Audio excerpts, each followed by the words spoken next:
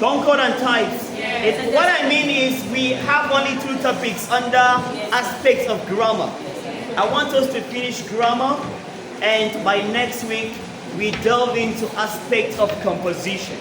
Because time is actually not by our side. We need to do the needful. Are we ready? Okay, elements of a sentence. I've given you something like SVOCA and SPOCA. And I told you that each of these letters has its own meaning, right? Yes, sir. S stands for what? Subject. V stands for what? Verb. M stands for what? Object. C. Complements, right? And A. Adjuncts.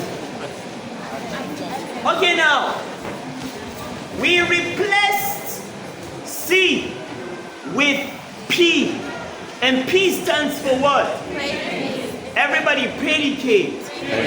Predicate. Good.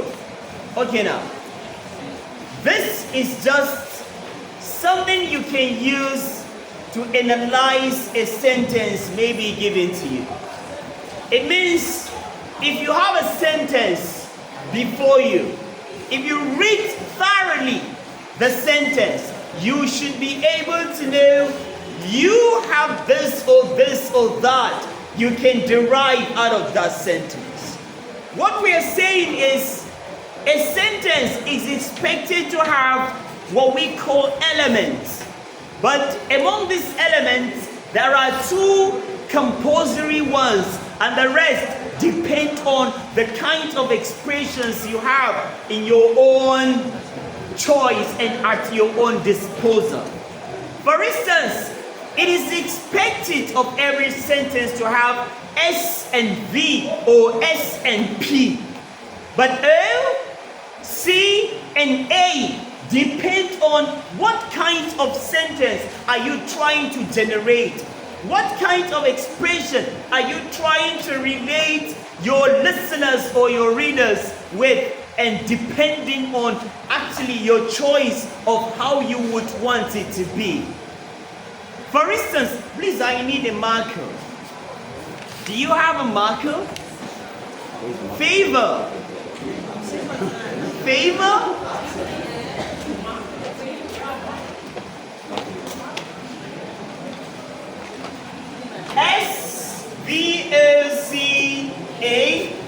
SVOCA. For instance, if you have a sentence, I killed a rat. What did I say? I killed a rat. I believe you must have heard something like this. It mustn't be I killed a rat. It can be I killed someone, I killed anything. But you have got this structure before now, right? Okay, now, if I have given you this, and I asked you to relate your mind with the elements of sentence we have, and be able to identify how many elements do we have, and we can derive out of the sentence. It's very, very simple. Know what we mean by subject, know what we mean by verb, know what we mean by object, complement, and adjunct. When you know them in terms of meaning, I mean when you know them in terms of their semantics in English, then every sentence you have before you, you would be able to know what elements are there available and how can you accommodate your explanation or x-ray. Okay, let's see now what do we mean by subject.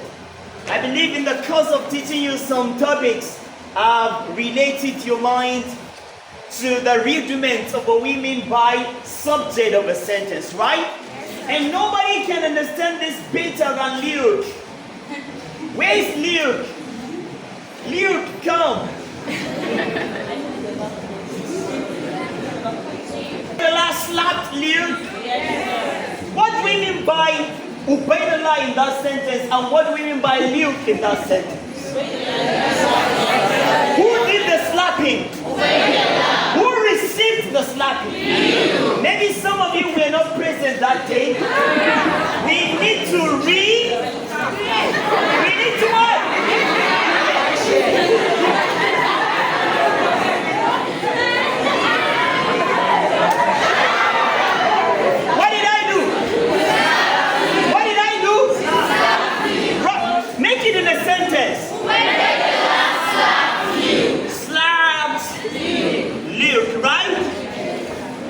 Okay, look, when we say subject of a sentence, we refer to a doer of an action or what the sentence talks about.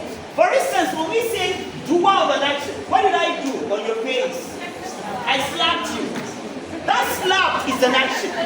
Who did the slapping? And we say subject has to do with what? A doer. It can be someone or something who performed a particular action. I believe I have performed an action. I've carried out an action on his face. Right? Something like this.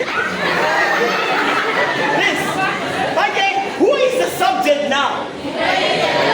Because I am the doer of the action. Who received the action? You. Who is the recipient? You. Who is the recipient? You. You. You are now the object of the sentence. Because object is the recipient or the receiver of an action being carried out or performed by who? By the subject. And what is the action itself? We mean a verb, right? Yes. Don't forget, anytime we say action, we're referring to what? Verb. But I told you, not all verbs show what? Action. Just finish. Example, I taught you auxiliary verbs. And I have classified auxiliary verbs into two. Primary and modal. And even the primary has its own typology. We have verb group of be, verb group of do, and verb group of have. And that verb group of be is, was, have, were, be, being, being. Do they show any action? No. Are they like this? Now what did I do? I punched.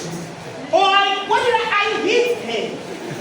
You see, hit, punch, killed, slapped are all verbs. What do they show? Action. But this does not show action.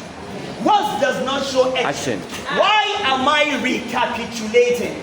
I want it to stick into your memories that not all verbs show action. This is why if you are defining a verb, you shouldn't say a verb is an action word and you keep quiet. That is incomplete in itself to typify the reality about the functionality of what we call a verb in what? In English or maybe any other language at your disposal. I believe you are getting what I'm trying to say. Yes, sir. Are you answering me in your mind? Yes, sir. Am I sir? Sir. You. Okay, are we together? Yes. Okay, now you. Ubaidullah slapped you. Who is the subject? Who is the object? What is the verb? This is the advantage of using someone for practice. See, whether we like it or not, we have no choice than to accept what I will say. Look, even if you don't read the book in this area for your exam, before God you will pass this course.